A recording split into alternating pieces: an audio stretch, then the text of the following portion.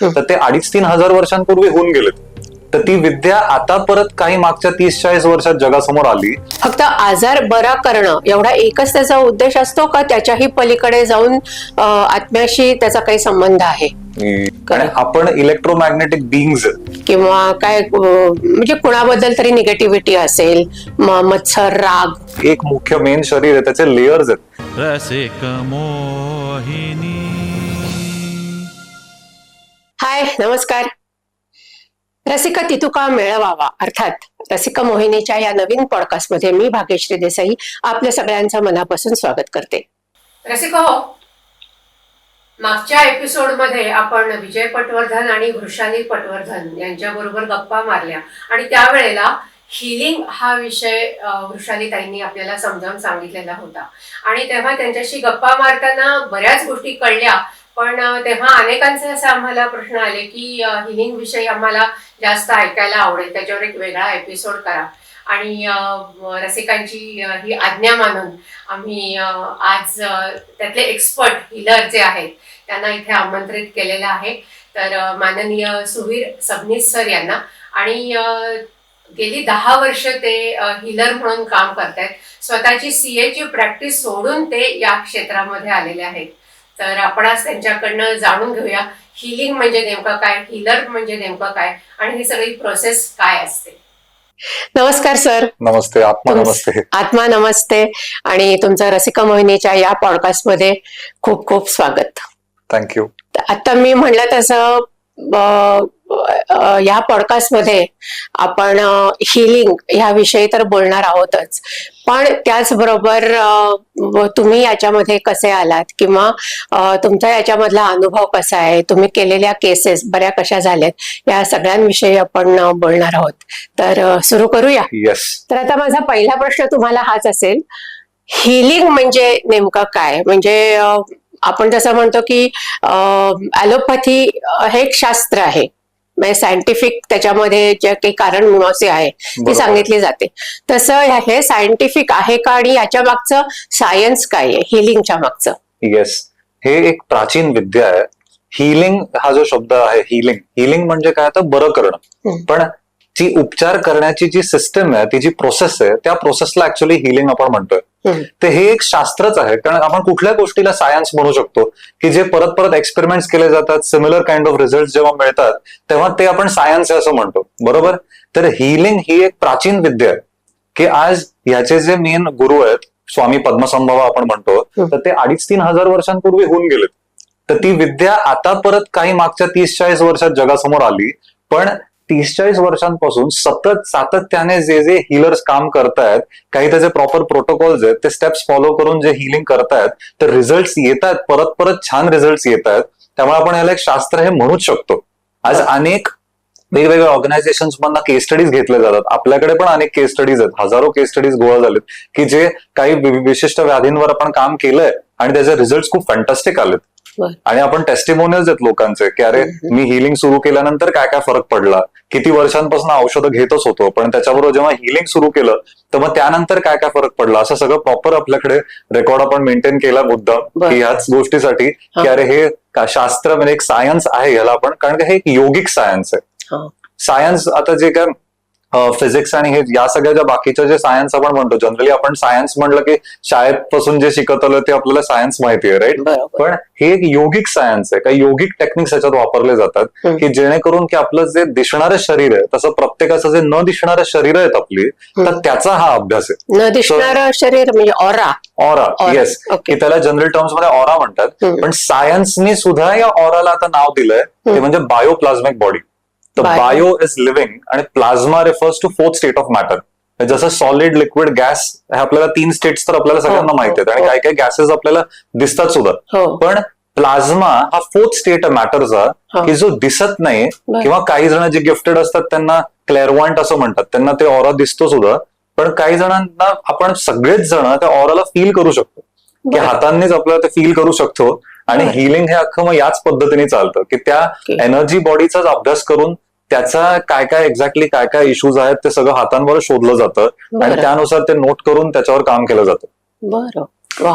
त्यामुळे आपण याला सायन्स डेफिनेटली म्हणू शकतो. कारण त्याला सायंटिफिकली बायोप्लाझ्मिक बॉडी तर आहे, त्याला इलेक्ट्रोमॅग्नेटिक बॉडी पण म्हणतात की बिकॉज सन इज इलेक्ट्रिक, हो अर्थ इज मॅग्नेटिक आणि Correct. आपण इलेक्ट्रोमॅग्नेटिक बिंग्स हो मध्ये जे आहोत की अच्छा, आपण अच्छा. पृथ्वीवर जे Okay, राहतोय okay. तर आपण इलेक्ट्रोमॅग्नेटिक आपली बॉडी आहे. बरं, तर बरं, त्याच्यावर काम केलं जातं सगळं. हा. त्यामुळे हे डेफिनेटली सायंटिफिक तर आहे. अच्छा परत सायन्स म्हणून प्रूव्ह करायला सायंटिफिकली एक रशियन सायंटिस्ट होते, मिस्टर अँड मिसेस किर्लियन म्हणून. बर तर किर्लियन फोटोग्राफी म्हणून पण एक फेमस आहे बर की ज्यांनी ऑरा फोटोग्राफी करतायत. की बर त्यांनी जे कॅमेराचा शोध लावला त्या कॅमेऱ्यातनं फोटो काढल्यावर हे फिजिकल बॉडी नाही दिसत, त्याच्याने एनर्जी बॉडी दिसते, चक्रास दिसतात, अच्छा. की त्यानुसार त्याचा पण अभ्यास एक आहे की त्यामुळे हे सायंटिफिकली प्रूव्हन आहे की असं पण न दिसणारी आपली शरीरं आहेत. आणि शरीर नाही, शरीर म्हणतोय मी, हो. कारण काय लेयर्स आहेत त्या बॉडीजचे. एकाच बॉडीचे हा, आपली हे जे एक मुख्य मेन शरीर आहे त्याचे लेयर्स आहेत की जसं आपली दिसताना एक फिजिकल बॉडी दिसते, पण आपली फिजिकल बॉडी आहे त्याच्यातच आपले फिलिंग्स पण याच बॉडीत आहेत, आपले थॉट फॉर्म्स पण याच बॉडीतनं ब्रेन मध्ये येतात, राईट. तसंच एनर्जी पण बॉडीज आहेत की बर ज्याच्यामध्ये एक एथरिक बॉडी आहे हो की जी आपल्या फिजिकल बॉडीला कंट्रोल करते, बर ज्याला संस्कृतमध्ये प्राणमय कोश असं म्हणतात. हो हो त्याच्यानंतर एक ऍस्ट्रल बॉडी आहे किंवा इमोशनल बॉडी की त्याला संस्कृतमध्ये काममय कोश म्हणतात. त्याच्यानंतर एक मनोमय कोश आहे की जी मेंटल बॉडी आहे. तर काममय कोश मधनं सगळे आपले इमोशन्स त्या बॉडीतनं येतात, मनोमय कोशामध्ये आपले विचार सगळे जे आहेत ते त्या शरीरातनं येतात. तर ही सगळी विविध वेगवेगळ्या शरीरांचा हा अभ्यास आहे अख्खा हिलिंग. बर बर त्यामुळे याला प्राणशक्ती योग विद्या असं जे म्हटलंय किंवा प्राणशक्ती विद्या असंही त्याला म्हणतात की बेसिकली काय आहे तर प्राणशक्तीच्या द्वारा रोग निवारण करणं. आता प्राणशक्ती दिसते का आपल्याला, नाही पण दिसत. त्या प्राणशक्तीवरच आपलं शरीर चालू आहे, आपलं जीवन सगळं त्या प्राणशक्तीवर चालू आहे. हो तर त्या प्राणशक्तीचा हा सगळा अभ्यास आहे. बरोबर. पण याचा कुठेच ट्रान्स्क्रिप्ट आहे का, म्हणजे लिखित असं कुठे आहे का, Yes. काय म्हणजे लिखित असं म्हटलं तर आता कसं होतं की प्रत्येक गोष्ट ही लिखित असेलच असं नाहीये, ते आपले गुरु शिष्य परंपरेमध्ये पुढे पुढे पुढे पुढे येत जातात गोष्टी. बर बर तसं हे मेजॉरिटी गुरु शिष्य परंपरेतनं आलेलं पुढे हे विज्ञान आहे, म्हणजे हे हो. विद्या आहे. बर पण ह्याचं जर मूळ शोधायला गेलं तर बुद्ध पद्मसंभवांनीच त्यांनी जे काय लिहून ठेवलं होतं हा. तर ते मूळ प्राकृत भाषेमध्ये तिबेटमध्ये लिहिलं होतं. मग बर तिकडनं ते लामा सिस्टम मधनं ते दलाई लामांकडे त्यांच्या थ्रू भारतामध्ये आलं आणि धर्मशालेमध्ये जे म्युझियम आहे तर तिथे पद्मसंभवांनी लिहिलेल्या गोष्टी ठेवल्यात. हो तर असं म्हणतात की त्यातलाच हा सगळा अभ्यास आहे. फक्त दलाई आता लामा तिथेच राहतात धर्मशाला, धर्मशालेमध्ये, yes, yes, म्हणजे धर्मशाला त्यांच्या मध्ये अंडर हे वगैरे. सगळं आता चालू असतं का काय, म्हणजे नाही, हिलिंग आता दलाई लामा एक लामा सिस्टम मधले आहेत, हो पण हिलिंग हे एक्झॅक्ट लामा सिस्टम मधलाच पार्ट आहे असं काही म्हणता येणार नाही. ओके की हे एक खूप मॉडर्न वे मध्ये लोकांसमोर आता खूप सिम्प्लिफाय करून ते आणलंय की बरं. नाही तर पूर्वीच्या काळामध्ये जेव्हा गुरुकुल सिस्टम होती आणि जेव्हा एखादा विद्यार्थी आध्यात्मिक काही ज्ञान घ्यायला किंवा गुरुकडे जेव्हा विद्या घ्यायला जायचा तर तेव्हा 20-20 वर्ष त्यांनी तपश्चर्या केली आणि आश्रमामध्ये काम केल्यानंतर त्याला थोडंफार काहीतरी एनर्जीचं एक काहीतरी शिकवलं जायचं. पण आता ते आत्ताचा जो काळ आहे या काळानुसार की ही काळाची गरज आहे की हे जे आहे हे सगळी ही काळाची गरज आहे, त्यानुसार हे लोकांसमोर हे मांडलं गेलं आणि खूप सिम्प्लिफाय करून मांडलं अच्छा की आपण जर प्रॉपर खरं तर कुठल्याही पंथामध्ये जर आपण खोलवर गेलो तर थोडं कॉम्प्लिकेटेड वाटतं ऐकायला. म्हणजे आपण आता वेदांचा पण अभ्यास समजा करायला गेलो तर थोडं आपल्याला एकदम ते संस्कृत आणि ते खूप हायर लेवल संस्कृत आहे आणि ते सगळं अभ्यास करायला थोडं कॉम्प्लिकेटेड वाटू शकेल, राईट. बरोबर. पण हो. त्याचा आपल्या डे टू डे लाईफ मध्ये कसा वापर करायचा हो. ह्याच्यासाठी ते सिम्प्लिफाय करणं गरजेचं आहे. तर अच्छा त्याचनुसार हे जे टीचिंग्स आहेत भलेही पद्मसंभवांनी लिहून ठेवलेले आहेत आणि त्यातनं ते आलेत, पण ते आज छान सिम्प्लिफाय करून आपण डे टू डे लाईफ मध्ये कसं वापरता येईल तर ह्या पद्धतीने ते आपल्यापर्यंत पोहोचलंय. आणि मग आपण त्याच पद्धतीने ते लोकांना सांगतोय सुद्धा की डे टू डे लाईफ मध्ये काय गोष्टी वापरता येतील जेणेकरून आपलं स्वास्थ्य चांगलं राहील, की आपण ओव्हरऑल आपली हेल्थ मेंटेन करता येईल, की आजारी पडू नये म्हणून काय काय करता येईल, किंवा जर आजारी पडल्यावर हिलिंगचा कसा वापर करता येईल. अच्छा. तर ह्या सगळ्या गोष्टी आपण ह्या विद्येच्या मार्फत की ज्याला आपण सिम्पल टर्म्स मध्ये एनर्जी हिलिंग म्हणतोय अच्छा की एनर्जीच हील करतोय. सो एनर्जी हिलिंग एक सिम्पल जनरल टर्म आपण त्याला वापरली. ग्रेट. पण मग आता तुमच्या मते आता जसं तुम्ही म्हणालात की हिलिंग म्हणजे फक्त आजार बरा करणं एवढा एकच त्याचा उद्देश असतो का त्याच्याही पलीकडे जाऊन आत्म्याशी त्याचा काही संबंध आहे? येस, गोंदवलेकर महाराज कायम म्हणतात की आपण भोग भोगायला जन्म घेतलाय, राईट. की आपण सगळ्यांनी भोग भोगायला जन्म घेतलाय. त्याच्यामुळे आपले जे काय सकारात्मक कर्म आहेत ते उपभोगायचे आणि जे काय नकारात्मक कर्म आहेत ते भोगायचे. त्यामुळे आत्मा जेव्हा जन्म घेतोय तर हा जन्म घेतल्यानंतर हे शरीराचे आणि त्या जीवात्म्याचे ते भोग आहेत, तर ते तर भोगायचेच आहेत. आणि ते भोग म्हणजे आपण त्याला तो त्रास म्हणून भोग असा शब्द वापरतोय, पण ते जे भोग आहेत तर त्यातनं ते कशासाठी आहेत, त्याचा उद्देश काय आहे, तर काहीतरी लेसन्स लर्न करायचे, काहीतरी शिकायचं. बिकॉज आत्मा हा शुद्ध आहे, पवित्र आहे, पण परफेक्ट नाहीये. अच्छा. तर परफेक्शन कडे जाणारा हा सगळा आपला जीवनाचा खरं तर प्रवास आहे, की कसं शिकत शिकत आपण परफेक्शन कडे जाऊ, यासाठी हा सगळा प्रवास आहे. तर हिलिंग जे काय आहे, तर हिलिंगला एक आपण अध्यात्माकडे नेणारा सेतू म्हणू शकतो. कारण कोणीही व्यक्ती आपल्याकडे जेव्हा हिलिंगला येते तर त्यावेळेस त्याचे एनर्जी सिस्टमला बॅलन्स केलं जातं, ते संतुलन मध्ये आणलं जातं. ते एकदा काय एनर्जी सिस्टम संतुलन मध्ये आली आणि त्याची जी काय ऊर्जाची जे प्रवाह आहे तो एकदा सुरळीत व्हायला लागला की त्याचा प्रत्येक लेवलला डेव्हलपमेंट होणार आहे. म्हणजे तो फिजिकली तर त्याचे त्रास आहेत ते कमी होतील, ऑटोमॅटिक तो कुठल्याही आध्यात्मिक समजा काही तो करत असेल किंवा योगा नॉर्मल योगासन करतोय किंवा कुठल्याही योगिक मार्गातला की भक्ती योग, कर्मयोग, राजयोग किंवा हठयोगामधला आहे, तर कुठल्याही योगिक मार्गातला जर असेल मनुष्य तर त्याचा ते योगिक प्रॅक्टिसेस सुरळीत व्हायला लागतील किंवा त्याचं लक्ष केंद्रित व्हायला लागेल, कॉन्सन्ट्रेशन वाढेल, एक अटेन्शन स्पॅन बूस्ट होईल, असं खूप वेगवेगळ्या लेवलला त्याचा फायदे व्हायला लागतील. आणि त्याच्यातनं ऑटोमॅटिक त्याची एकाग्रता एकदा व्हायला लागली आणि चक्र सगळे बॅलन्स झाले, एनर्जी बॅलन्स झाली की संतुलन मध्ये सगळ्या यायला लागल्या गोष्टी की त्याला एक स्वतः मी कोण आहे ते ह्याच्या जाणीवेकडे तो हळूहळू जायला लागतो. त्यामुळे मी आतापर्यंत बघितलंय की जे जे हिलिंगला आलेत ते कुठल्या ना कुठल्या तरी आध्यात्मिक मार्गाला लागलेच आहेत. त्याच्यामुळे मी असं खूप मानतो की हिलिंग हा एक सेतूच आहे अध्यात्माकडे नेण्याचा. त्यामुळे हिलिंगनी शारीरिक त्रास, मानसिक त्रास हे तर ते बरे होतीलच, पण एकदा का तुमचं स्वास्थ्य सुधारलं, भावनेच्या लेवलला जेव्हा शांतता आली, मानसिक स्थिरता यायला लागली की ऑटोमॅटिक तुमचं ज्या पण तुम्ही क्षेत्रात असाल त्याच्यामध्ये तुम्ही प्रगती करायला लागणारच. आणि प्रगती एकदा झाल्यानंतर पुढे काय, आपण लहानपणापासून काही ना काहीतरी अचीव्ह करतोय पण एकदा अचीव्ह केल्यानंतर तो एक प्रश्नचिन्ह येतो ना, आता काय. ते आता काय जेव्हा त्याला वाटायला लागेल ना त्यावेळेस तो ऑटोमॅटिक तो आतला त्याचा प्रवास सुरू होईल, जो आपण खरं तर बाहेरच प्रत्येक गोष्ट शोधतोय, पण तो आतला प्रवास सुरू होईल आणि त्याला त्याची जाणीव व्हायला सुरुवात होईलच. आणि हाच आतलाच प्रवास आहे अध्यात्म, की आपल्या आत्म्याचेच अध्ययन म्हणजे अध्यात्म. त्याच्यामुळे तो प्रवास त्याचा सुरू होणारच. बरोबर, क्या बात आहे. पण म्हणजे अर्थात आता एवढं तुम्ही सांगताय, पण मग हिलर म्हणजे नेमका मग कोण असतो? कारण आता तुम्ही बघता की जगामध्ये जगभर एवढ्या व्याधी असतात, प्रत्येकाच्या हॉस्पिटल्स अक्षरशः म्हणजे ओसंडून वाहत असतात पेशंट्सनी. म्हणजे डॉक्टर हे सगळ्या लोकांना बरं करण्याचं काम करत असतात. मग हिलरचं तेच काम आहे का थोडक्यात? डॉक्टरचंच काम हिलर करतो का?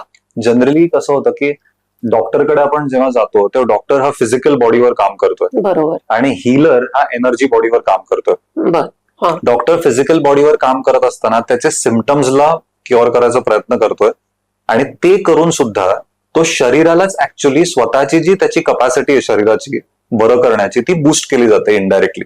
कारण आपण सगळ्यांनीच लहानपणापासूनच बघितलं ना की आपलं शरीरच स्वतःला बरं करतंय. त्याचं सगळ्यात बेस्ट एक्झाम्पल म्हणजे की फ्रॅक्चरचं एक्झाम्पल आहे की फ्रॅक्चर झालं, समजा हाड मोडलं कोणाचं, त्याला प्लास्टर लावलं जातं का, तर ते हाड सरळ जोडलं जावं, परत जागेवर व्यवस्थित जोडलं जावं. पण कोणी हाड जोडण्याचं औषध देतं का?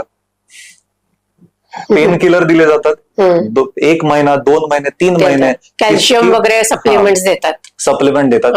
पण किती सिव्हिरिटी किती आहे फ्रॅक्चरची त्याच्यावर अवलंबून आहे की प्लास्टर किती काळ ठेवायचं. पण शरीरच आपलं बरं करतंय, हाड आपलापणच जोडलं जातं. त्यामुळे ही जी शरीराची स्वतःला बरं करण्याची जी क्षमता आहे त्याला आपण प्रतिकारक शक्ती म्हणतो. बरोबर.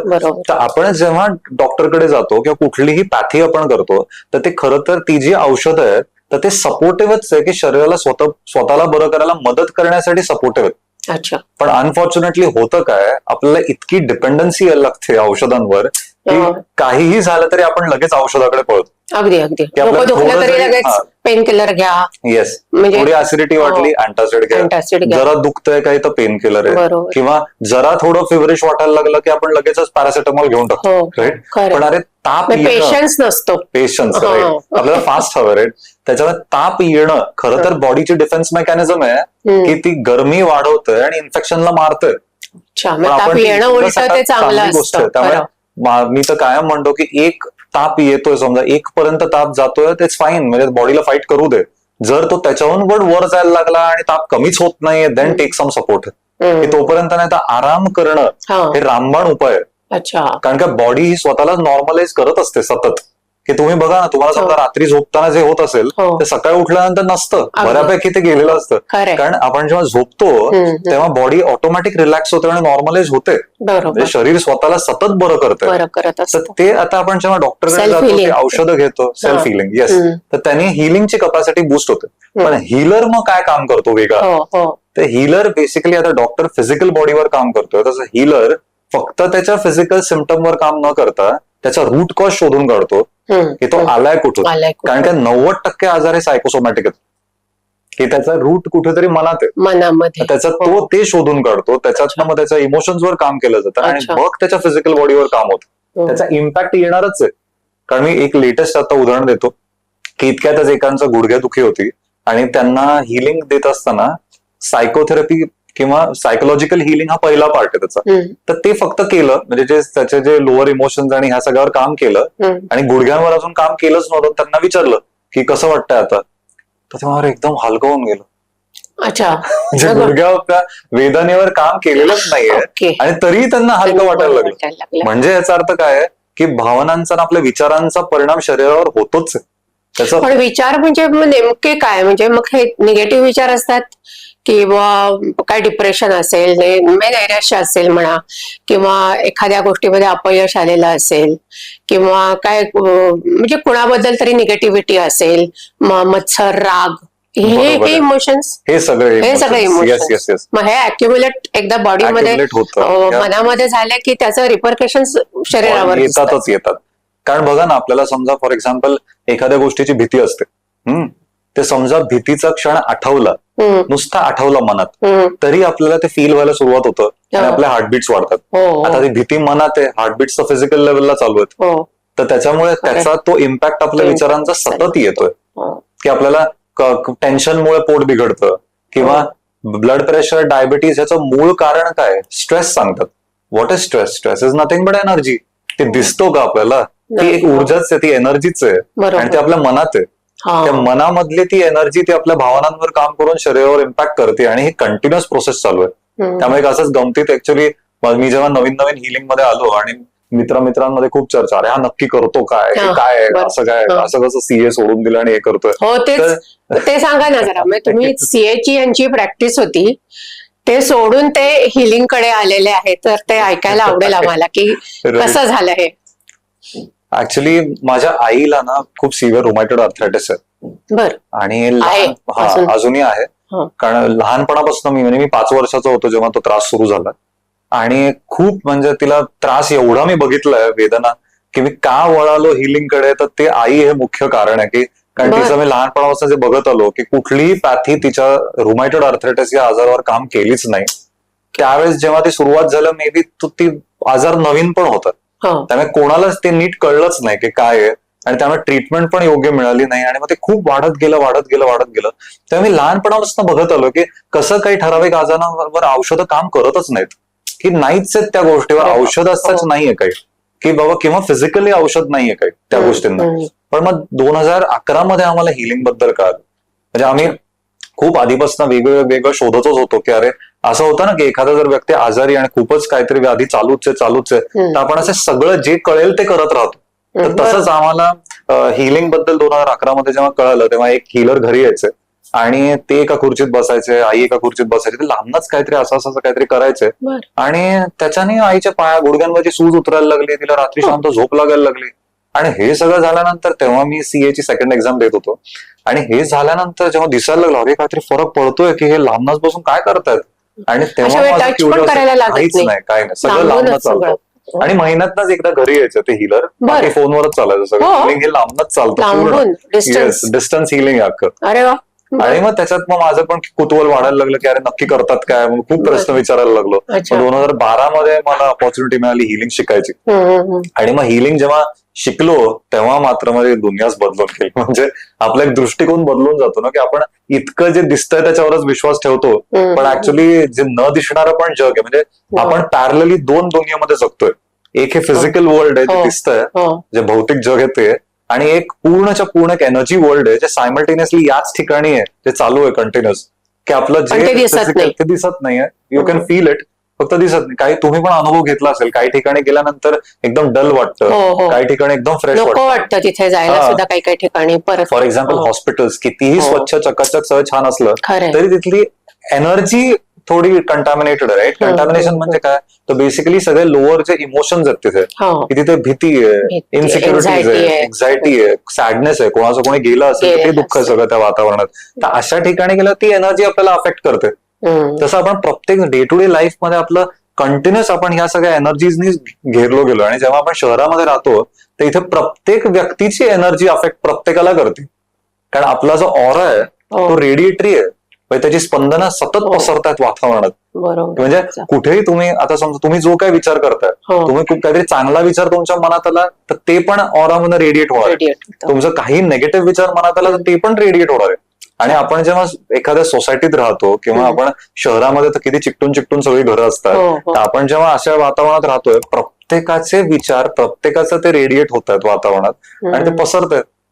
त्याचा इफेक्ट आपल्यावर होत राहतो. आणि म्हणून ह्या गोष्टींचा आपल्या डे टू डे लाईफ मध्ये त्याचा वापर करणं, त्याचा डे टू डे लाईफ मध्ये काय काय गोष्टी युज करून स्वतःचा ऑरा साफ करणं आणि चांगलं ठेवणं हे खूप इम्पॉर्टंट आहे. म्हणजे आता थोडक्यात आपण समजा बाहेर गेलोय, बऱ्याच वेळ बाहेर आहोत, बाहेरनं जेव्हा आपण घरी येतो त्यावेळेला असं म्हणजे आता इतके लोकांशी काय घाटीभेटी झालेल्या असतील, इतक्या लोकांमध्ये आपण वावरतो, त्या सगळ्यांचा कुठेतरी परिणाम आपल्या ऑरावर मे बी झालेला असतो. डेफिनेटली होतो. हा, पॉझिटिव्ह असेल निगेटिव्ह असेल. तर तो जो निगेटिव्ह ऑरा समजा आपण कॅरी करत असलो घरी येऊन, तर तो कसा साफ करायचा? मी असं ऐकलं होतं की आल्या आल्या पाय धुणं हे पूर्वीची पद्धत होती की हात पाय धुवून मगच आत येणं, बरोबर अशी एक पद्धत होती. ते कुठेतरी याच्याशी कनेक्टेड आहे. कनेक्टेड आहे.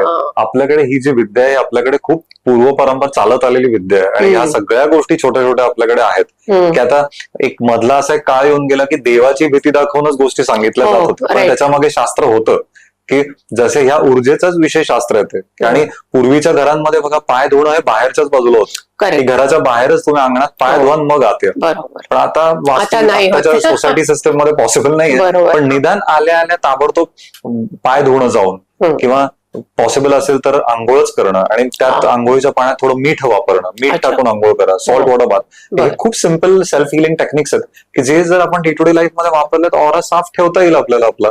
परत सिम्पल एथरिक हायजीन, आम्ही ह्याच्यात एक एथरिक हायजीन म्हणून शब्द वापरतो ह्याला, की एनर्जीचं हायजीन. तर आपण फिजिकल हायजीन तर सगळे ठीक आहे, आंघोळ करतोय, दात घासतोय, हे रोज गोष्टी चालू आहेत सगळ्या, ते फिजिकल बॉडी साफसफाई झाली. पण आपल्या मनाच्या साफसफाईचं काय, ते सगळ्यात महत्वाची आपल्या मनाची साफसफाई. कारण आतून मन जर साफ असेल तर ऑटोमॅटिक आपल्या फिलिंग्स आणि फिजिकल बॉडी हेल्दी राहणारच आहे. त्यामुळे त्याची साफसफाई पण महत्वाची आहे. मग ते सॉल्ट वॉटर बाथनी तर ऑरा साफ होईल. क्षमा साधना मी खूप कायम सांगत राहतो की क्षमा साधना करणं फार महत्वाचं आहे. ते मनाच्या साफसफाईसाठी आहे. कारण कोणाही विषय राग मनात धरणं म्हणजे तो आपला मन खराब करण्यासारखंच. Forgive and forget. तर त्यामुळे ते क्षमा साधना पण इम्पॉर्टंट आहे. त्याच्याने आपल्या मनाची साफसफाई होत राहील.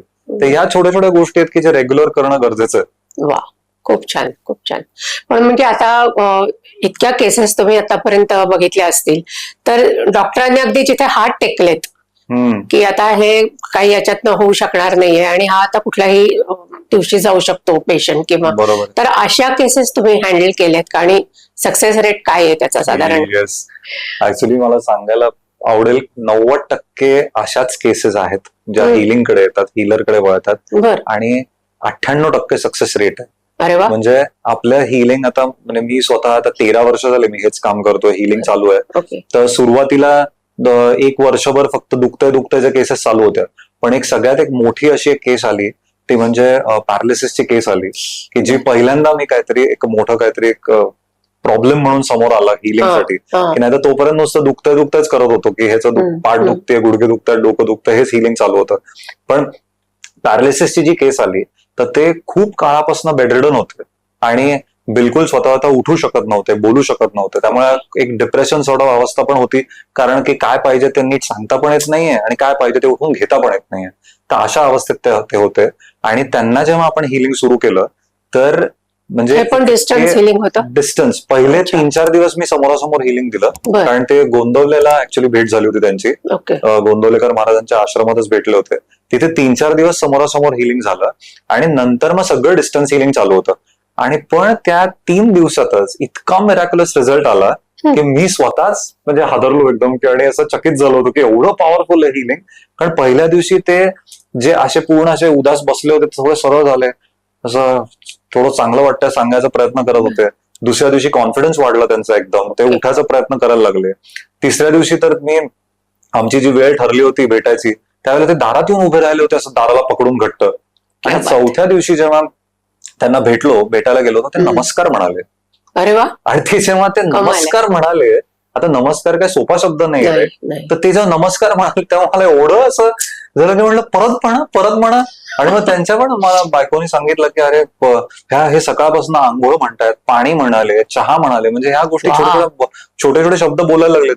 आणि 1.5 महिन्यांनंतर बरोबर असं मला कळलं की ते ऑफिसला जायला लागले. हे जेव्हा झालं तेव्हा मला असं वाटतं बापरे, हिलिंग मध्ये एवढी पॉवर आहे, इतकं काय असं होऊ शकतं. केवळ मिरॅकल. येस, मी ह्या केस नंतर ऍक्च्युली मग मी सीए सोडूनच दिलं की त्याच्यानंतर मला असं एक फिलिंग आलं की मे बी हेच पर्पज आहे माझ्या लाईफचं, की मला हेच करायचंय. की आज आई ज्या त्रासात आहे किंवा आता आईचा त्रास आपण म्हटलं तर तो बऱ्यापैकी कमी म्हणजे काय तर फिजिकल जो प्रॉब्लेम आहे ते जे डिफॉर्मिटीज झाल्यात रुमॅटॉइड आर्थरायटिसच्या ते आहेतच, की गुडघा फ्यूज झालाय, मनगट फ्यूज झालेत, बरेच जॉईंट फ्यूज झालेत, ल्युब्रिकंट संपत जातं कारण रुमॅटॉइड आर्थरायटिस मध्ये. तर ते आहे, पण ती इमोशनल आणि मेंटली खूप अपलिफ्ट झाली आहे. तिचे रेग्युलर जे पेन किलर्स घेत राहायचं ते तिचं बंद झालंय. झोपेच्या गोळ्या पूर्ण बंद झाल्या, कधीतरीच वेदर चेंजला त्रास झाला तर थोडंसं घ्यायला लागतं, पण ते पण ऑलमोस्ट बंद आहे. स्टेरॉइडचे डोस कमी होत चालले, तर हे फायदे होत आहेत. म्हणून मग जेव्हा हे पॅरालिसिसची केस झाली, आईचे पण रिझल्ट जेव्हा बघायला लागलो तेव्हा मात्र मग डोक्यात आलं की बस हे सीए आणि हे करून की फक्त आपण सेल्फिश सारखं स्वतःकडे कमवत राहणार आणि त्याच्यात काय त्यात आनंद असंच काय जो मिळणार नाही, की जो आनंद आंतरिक आनंद जो हिलिंग मधनं मिळाला, की ते काका जेव्हा परत बँकेत जायला लागले, he was working in bank of India, तिथे जायला लागले, हे कळल्यानंतर मात्र मला बस मला हेच काम करायचंय. मग तेव्हापासून अशाच केसेस यायला लागल्या. एक कोमाची केस झाली, 6 दिवस एक जण कोमात होत्या हॉस्पिटलमध्ये, मुंबईला बेथनी हॉस्पिटलची केस होती. तर मी इकडनं एकदाच त्यांना भेटायला गेलो, पण ते कोमातनं बाहेर आल्यावर कारण त्या 6 दिवस कोमात होत्या. आणि मग केस आली की डॉक्टर्स डेफिनेटली अशा केसेसमध्ये म्हणतात की आपण ठरवा तुम्ही काय करायचं, व्हेंटिलेटर लावलंय, सगळं आर्टिफिशियल चालू आहे, तर काय करायचं. मग त्यामध्ये हिलिंग स्टार्ट केल्यानंतर 48 तासात त्या कोमातनं बाहेर आले. आणि हे जेव्हा झाल्यानंतर सुद्धा म्हणजे माझा कॉन्फिडन्स खूप वाढत गेला बेसिकली, की मी एक फक्त माध्यम आहे किंवा हिलर एक फक्त माध्यमच असतो हे काम करायला, की मेन हिलिंगचं जे काम आहे ते काहीतरी जे देव आणि गुरु आहेत किंवा जे दिव्य शक्ती आहे तीच करत असते सगळं. एक माध्यम म्हणून पण म्हटलं की मला असं झालं की हेच माझं पर्पज. हा तुमचा विनय आहे, कारण अदरवाईज असं होणं शक्य नाही ना, म्हणजे इतक्या इंटेन्सली तुम्ही जे सांगताय. पण मग मला सांगा, अशा वेळेला आता हॉस्पिटल मधल्या या केसेस तुम्ही बोलताय तर तेव्हा ते पेशंट तिथे ऍडमिट असतीलच, मग डॉक्टरांचं त्यांच्याकडे लक्ष असेलच. पण मग हे जेव्हा त्यांना कळतं की हा पेशंट बरा झालाय, जी आपण गॉन केस म्हणालेलो होतो आणि पेशंट बरा झालाय, मग अशा वेळी त्यांना कळतं का की तुमच्याकडले झाले आणि मग तुमच्याशी ते संवाद साधतात का? अनफॉर्च्युनेटली असं होत नाही, कारण डॉक्टर्स ऍक्च्युली सगळेच डॉक्टर्स अजून काही मान्य करत नाहीत या सिस्टमला. पण बरेच म्हणजे गव्हर्नमेंट रेकॉग्निशन नाहीये अजून. रेकॉग्निशनचा विषय नाही आहे, विषय हा आहे की दिसत काही नाही. मेन ते दिसत काहीच नाही, सगळं लांबना हात वर करून काय बरं करतोय, फोटोवर कसं काय बरोबर. हा, तर मिरॅकल वाटतं की अनेक डॉक्टर्स जे असं घडल्यानंतर म्हणतात की अरे एकदम मिरॅक्युलसली रिकव्हरी स्टार्ट झाली. तर जेव्हा असं म्हणतात तेव्हा लक्षात येतं की हिलिंगमुळे झालंय. पण आम्ही जनरली पेशंटला सांगतो नका सांगू रेझिस्टन्स नको यायला कोणाचाच. कारण मागे एक केस अशी झाली होती की पॅरालिसिसचा केस आली होती, हिलिंग सुरू केलं आणि त्या पेशंटने डॉक्टरना सांगितलं की आम्ही असं हिलिंग सुरू केलंय. अनफॉर्च्युनेटली त्या डॉक्टरने सांगितलं हे असं काय करू नका, असं काहीच होत नसतं, तुम्ही उगाच याच्या मागे भानगडीत पडू नका. आणि मग त्यामुळे त्यांनी बंद करून टाकलं हिलिंग घेणं. कारण डॉक्टरांवर विश्वास डेफिनेटली असतो आणि असलाच पाहिजे, आपण सगळ्यांचाच विश्वास त्यांच्यावर हवा आहे. कारण की औषधं ही घ्यायचीच आहेत, हे हिलिंग जे आहे ते कम्प्लीट कॉम्प्लिमेंटरी आहे. कारण आपण असं नाही की हिलिंग घेतोय म्हणजे औषध बंद करून टाका, असं बिलकुल नाहीये. कारण फिजिकल बॉडीवर काम करू देत आणि आपलं एनर्जी बॉडीवर काम चालू आहे ते पण महत्वाचं आहे. दोन्हीकडनं जेव्हा होतं तेव्हा कॅन्सरच्या केसेसमध्ये आम्ही बघतो की ह्याची किमोथेरपी जी चालते त्याच्या जनरली साईड इफेक्ट होतात, पण हिलिंग जर घेतलं बरोबर आहे ते साईड इफेक्ट नाही होत. म्हणजे नॉर्मल इंजेक्शन घेऊन आलेत असं वाटतं की जे- प्रचंड विकनेस हा. येतो, केस गळतात, काय Yes, काय yes, होतं yes. सगळं. तर ते खूप कॅन्सरच्या केसेस बघितल्यात की ज्याच्यात आपण हिलिंग जर त्याच्या बरोबरीने केलं तर त्याच्या किमोचे साईड इफेक्ट होत नाहीत, त्यांची रिकव्हरी व्हायला लागते. रेडिएशनचं पण असंच असतं, म्हणजे Yes. त्रास खूप होतो. Yes, मग त्याला yes. सुद्धा हिलिंगचा उपयोग हिलिंगने होतो. होतो उपयोग, कारण कॅन्सर पूर्ण पेट स्कॅन रिपोर्ट नॉर्मल झालेले केसेस आहेत आपल्याकडे की जे होतात. बर पण आता खूप डॉक्टर्स वळायला लागलेत, शिकायला पण येत आहेत आणि मान्य करतायत. माझ्याच एक ओळखीचे डॉक्टर पटवर्धन म्हणून आहेत मुंबईमधले, तर ते त्यांच्या केसेस पण पाठवतात. त्याच्यामुळे आम्ही मिळून ते केस अरे वा. हँडल करतो. हे उलट चांगलं आहे. येस, तर हो. असं होणं फार गरजेचं I आहे, know. कारण ही एनर्जी सायन्स ही आता काळाची गरज आहे की खरंय. फक्त फिजिकल लेवलवर काम न करता तुम्ही जर एनर्जीची पण जोड त्याला दिली तर लवकरच रिकव्हर होईल. आणि बरोबर आहे. आपण बऱ्याच वेळा बघतो ना की एखादा प्रॉब्लेम परत परत तोच त्रास काही महिन्यांनी होत राहतो, हो, तर हो. ते होणं बंद होईल. शेवटी पेशंट बरा होणं महत्वाचं आहे. येस, मग ते कुठल्या का प्रकारे होईना, म्हणजे येस, त्यामुळे तुम्ही म्हणता तसं डॉक्टर आणि हिलर यांनी समन्वय साधून जर ते एकत्र काम केलं तर खरं पेशंटच्या दृष्टीने जास्त ते खूप फायद्याचं फायद्याचं होईल. होणार आहे. नक्कीच. येस. नक्कीच. आणि कसं होतं की फक्त तो प्रॉब्लेम नाही, तर मगाशी म्हटलं तसं आध्यात्मिक सेतू जे म्हणतोय, तर आपल्या प्रत्येकाच्या जीवनाचा उद्देश ते जाणणंच आहे खरं तर. हो, पण ते एकदा का ब्रेनच्या कंट्रोलमध्ये आपण गेलो की हो, हो. आत्मा बाजूला राहतो, हो. त्याच्यामुळे खरंय. ते आपल्याला जे दिसतं त्याच्यावरच आपण विश्वास ठेवत राहतो. खरंय खरंय. पण मग तुम्ही जेव्हा आता हिलिंगच्या प्रोसेस मध्ये असता, तर त्यावेळेला म्हणजे नॉर्मल तुम्ही आणि हिलिंगच्या प्रोसेस मधले तुम्ही याच्यात काही फरक असतो का? तुमच्यामध्ये काही तुम्ही बदल करून घेता का मानसिक लेवलवर किंवा असं काही? सो हिलिंग मुळे हिलर मधले डेफिनेटली फरक पडतात. आणि जी साधना आहे ह्याच्यामध्ये की काही आपण जेव्हा एखादा व्यक्ती हिलिंग शिकतो तर त्याला काही ठराविक साधना शिकवली जाते की कुठल्याही उपासना एक महत्वाची आहे कुठल्याही आध्यात्मिक मार्गामध्ये, कारण हिलिंग पण हा एक आध्यात्मिक मार्गच आहे की त्याची एक स्पिरिच्युअल डेव्हलपमेंटच स्टार्ट होते. कारण ह्यामध्ये सगळ्यात महत्वाचं काय होतं, तो दुसऱ्याचा विचार करायला लागतो. अच्छा, हिलिंग जेव्हा करायचंय तर समोरच्याचा विचार करायचा आहे, समोरच्याला नक्की ते काय महत्वाचं वाटतंय, आहे. त्याच्या जीवनात काय चाललंय, तो परत त्याला जज न करता त्याला पेशंटली हँडल करायचंय. त्यामुळे त्या हिलर मध्ये खूप फरक पडायला लागतो. कारण जनरली आपण कसं होतं, डे टू डे लाईफ जगत असताना आपण स्वतःचं डेव्हलपमेंट, स्वतःचा अभ्यास, स्वतःचं डिग्री, स्वतःचं लाईफ, स्वतःचे म्हणजे नवरा बायको सगळं आपली फॅमिली यातच असतो. पण जेव्हा एखादा प्रपंचातला माणूस जेव्हा हिलिंग शिकतो, आणि हिलिंगसाठी असं नाहीये की या आध्यात्मिक क्षेत्रासाठी असं बिलकुल नाही की तुम्ही सगळं सोडून द्या आणि एवढंच करा. तुम्ही तुमचं डे टू डे लाईफ सांभाळून या गोष्टी करू शकता. त्यामुळे हिलिंग जेव्हा येतो तर तो ऑलरेडी प्रपंचात आहे, तो त्याची फॅमिली लाईफ सांभाळतोय, तिथे ऍडजस्टमेंट, पेशन्स या सगळ्या गोष्टींचं त्याची टेस्ट चालूच आहे. पण त्याच्यात जेव्हा तो हिलिंग शिकतो आणि दुसऱ्याचा विचार करायला सुरुवात होते की कोणी एखादा प्रॉब्लेम घेऊन आलाय. आपण generally day to day life मध्ये काय होतं, कोणाचा तरी काहीतरी प्रॉब्लेम चाललाय तर आपण जनरली म्हणतो काय कर्म आहे त्याचे कोणास ठाऊक, असा एक विचार आपल्या मनात येतो. किंवा आपण ठीक आहे ना, तू बघेल त्याचं, देव सगळं त्याचं चांगलं करू, एवढंच फक्त होतं. पण as a healer we start taking action on it की ओके, ह्याचा जो आलाय प्रॉब्लेम सांगतोय, तर आता कुठलीही पॅथीने सगळं ट्राय केलं काही उपयोग होत नाहीये, तर ओके कार्मिक काहीतरी इश्यू आहे, तर कार्मिक हिलिंग पण आहे की त्याच्या कर्माच्या ह्याच्यातनं त्याला कसं बाहेर काढता येईल, कर्माचा जो काय त्याचा इम्पॅक्ट आहे लाईफवर, तर ते न्यूट्रलाइज कसं करता येईल, ते शांत कसं करता येईल, तर हे पण करता येऊ शकतं. रसिको, आता आपण इथेच थांबतोय, पण लवकरच याच एपिसोडचा पुढचा भाग घेऊन येत आहोत. तोपर्यंत मस्त रहा, आनंदात रहा. धन्यवाद.